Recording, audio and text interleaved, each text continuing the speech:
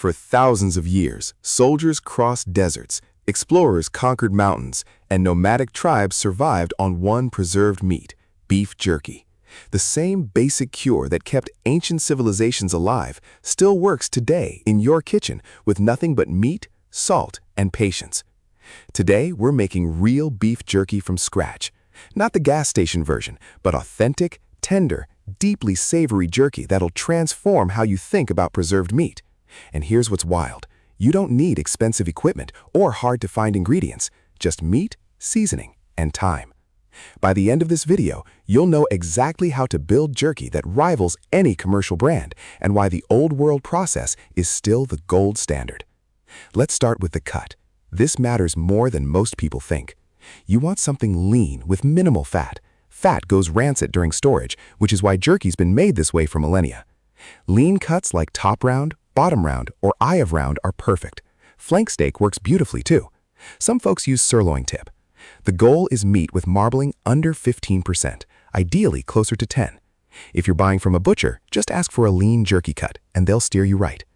Here's the first critical step most home cooks skip: partial freezing. You want to freeze your meat for about 2 to 3 hours until it's firm but not rock hard. This makes slicing infinitely easier and more uniform. Slice against the grain at about 1/4 inch thick. Against the grain means you're cutting perpendicular to the long muscle fibers, which breaks them up and creates tenderness when you chew. This is the difference between jerky that shreds and jerky that snaps. Now the cure. This is where old world technique meets flavor. The basic formula is salt, sugar, and spice.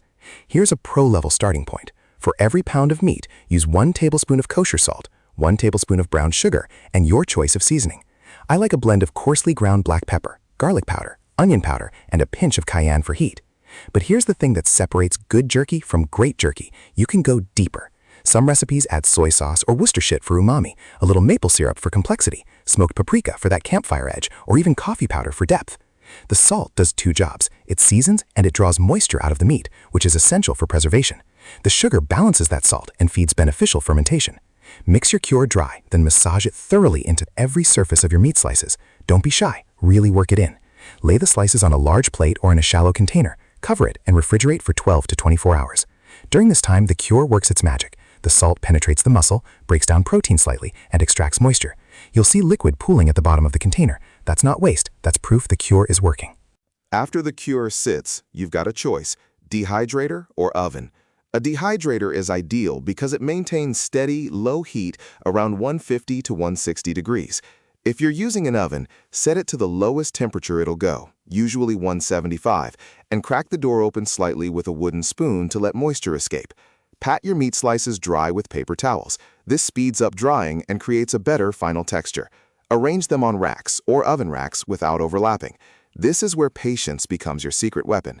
Jerky takes 6 to 12 hours, depending on thickness, humidity, and your equipment. You're not cooking it, you're drying it slowly to lock in flavor and moisture-resistant texture. You'll know it's done when it bends without breaking, but doesn't feel moist inside. Cut a slice open. The interior should show no free moisture, but it shouldn't be brittle either. Here's the butcher's secret that changes everything: smoke. Once your jerky reaches about halfway through the drying process, you can introduce light smoke if you want. A small amount, just enough to give it color and subtle flavor, elevates this from homemade to restaurant level. If you have a smoker set to 150 degrees, move your racks in for the last few hours. If you don't worry. Excellent jerky happens without smoke. Storage is crucial. Once fully dried, let it cool completely. Store it in airtight containers with a desiccant packet if you have one. Properly made jerky with adequate salt will last 3 to 4 weeks at room temperature, longer in the fridge. The beauty of the salt cure is that it's a true preservation method. This isn't just shelf-stable, it's genuinely preserved, the way your ancestors made it. Now, here's why the old world way still beats shortcuts. Commercial jerky often relies on sodium nitrite for preservation and shelf life, which means they can use fattier cuts and still reach supermarket shelves. Your salt-cured version uses a preservation method that dates back to the dawn of civilization. It tastes deeper, it stores naturally, and you know exactly what's in it. No mystery ingredients, no industrial processing. The real magic of jerky is this: it's one of the few foods that gets better the longer it sits. As the days pass, flavors meld, the texture develops character, and spices integrate deeper into the meat. That first taste might be great. By day 5, it's transcendent. Drop your favorite jerky flavor in the comments. I read every single one. Are you team pepper and garlic, or do you go wild with something unexpected? Hit that subscribe button so you never miss a bite. And next time on the channel, we're diving into sous vide beef, the technique that'll change how you think about cooking steaks forever.